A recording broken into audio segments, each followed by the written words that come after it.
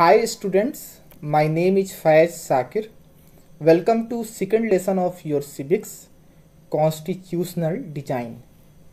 बच्चों, आज के इस वीडियो में हम लोग पढ़ेंगे कि हमें संविधान की ज़रूरत क्यों है, संविधान क्या करता है। आज के इस वीडियो में हम लोग इसी चीज़ को डिस्कस करेंगे। तो चलिए स्टार्ट करते हैं। कहता है, take the example of South Africa to see why we need the constitution and what constitutions do. कहता है क्या कि साउथ अफ्रीका के एग्जाम्पल को लीजिए यह समझने के लिए कि हमें संविधान की कॉन्स्टिट्यूशन की ज़रूरत क्यों है और कॉन्स्टिट्यूशन करता क्या है। इसको समझने के लिए साउथ अफ्रीका का एग्जाम्पल लीजिए। The oppressor and oppressed were planning to live together as equals in the new democracy। यहाँ पर कह रहा है कि जिन लोगों ने जुल्म किया था और जिन लोगों के ऊपर जुल्म हुआ था वे तमाम लोग एक नए डेमोक्रेटिक कंट्री में रहने के बारे में प्लानिंग कर रहे थे।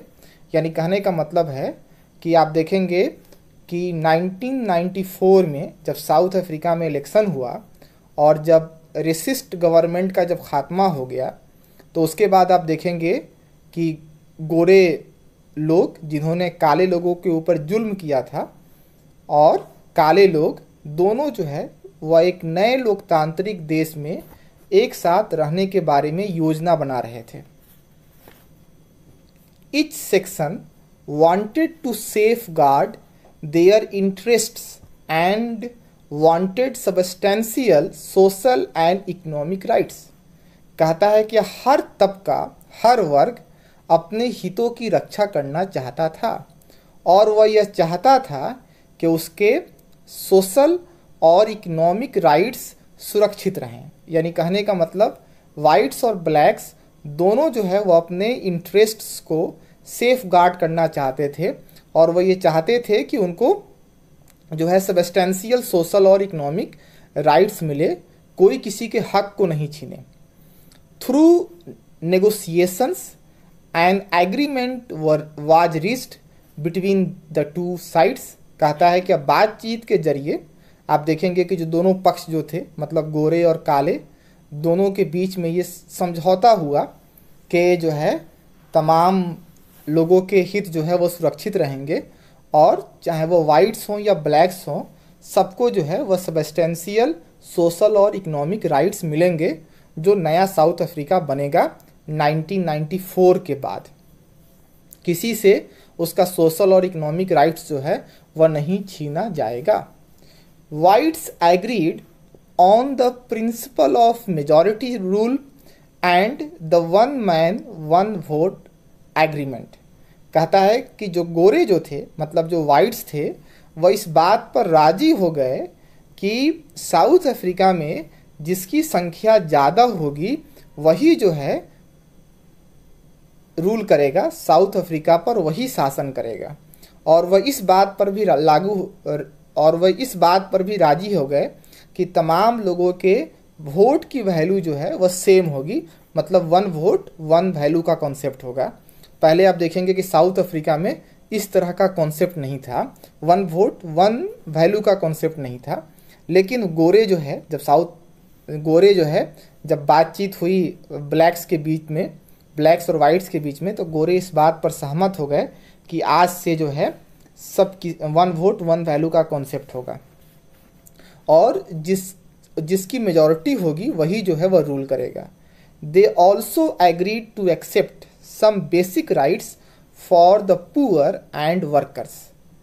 वे गरीबों और मजदूरों के लिए कुछ जो बेसिक राइट्स थे, कुछ जो बुनियादी अधिकार जो थे उसको भी एक्सेप्ट करने के लिए राजी हो गए। मतलब वो इस बात पर सहमत हो गए कि गरीब और जो मजदूर लोग जो हैं उनको कुछ बुनियादी अधिकार जो है वह दिए जाएंगे। Blacks agreed that majority rule would not be absolute and that the majority would not take away the property of the white minority। और कहता है कि काले इस बात पर राजी हुए कि मेजॉरिटी रूल का मतलब ये नहीं है कि सिर्फ काले लोगों का शासन होगा, बल्कि जो है वाइट्स को भी उनके जनसंख्या के हिसाब से उनको भागीदारी दी जाएगी, उनका भी रिप्रेजेंटेशन जो है वह पार्लियामेंट वगैरह में होगा। मेजॉरिटी रूल का मतलब ये नहीं हुआ कि वह एब्सोल्यूट होगा, मतलब तमाम पावर्स जो है वह सिर्फ ब्लैक्स के पास होगा, ऐसा नहीं होगा। कुछ पावर जो है वो वाइट्स को भी दिया जाएगा और वाइट्स के संपत्ति को, वाइट्स के जायदाद को ब्लैक्स जो है वो फ्यूचर में नहीं छीनेंगे। अब ये एग्रीमेंट तो हो गया, लेकिन अब ये एग्रीमेंट इम्प्लीमेंट कैसे होगा? How was this agreement implemented? The only way to build and maintain trust in such situation is to write down some rules of the game that everyone will adhere to. These high principles which no government can ignore are called constitution. कहता है कि यहाँ पर बता रहा है कि जो है ये फ्यूचर में जो है इस एग्रीमेंट को, ये जो समझौता जो हुआ था, इसको कोई भी नहीं तोड़े, जो है यानी कहने का मतलब जो है मेजॉरिटी रूल का मतलब ये नहीं हो कि एब्सोल्यूट हो, और जो है ऐसा नहीं हो कि आने वाले वक्त में जो है वाइट से उनकी संपत्ति जो है वो छीन ली जाए, या आने वाले वक्त में वाइट्स जो हैं वह इस बात को नहीं माने जो अभी जो एग्रीमेंट हुआ है।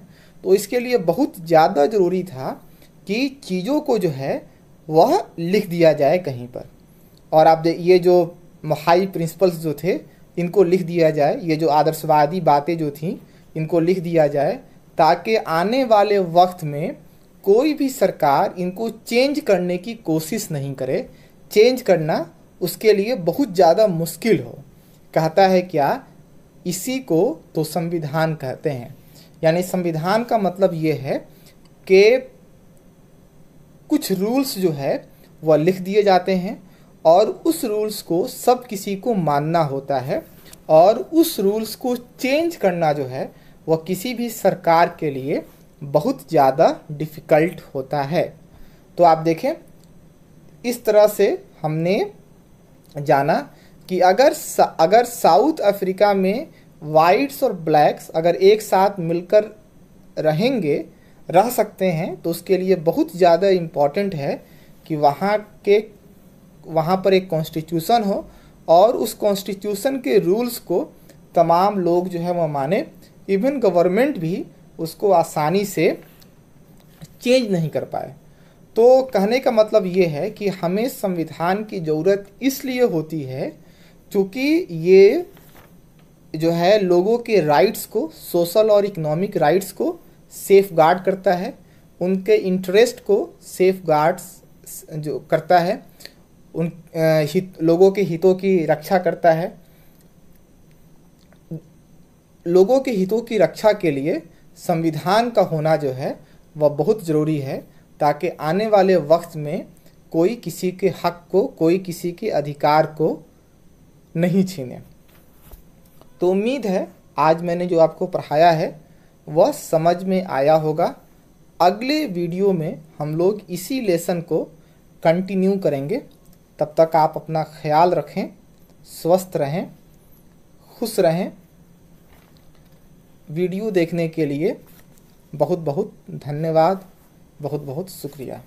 That's all. Thank you.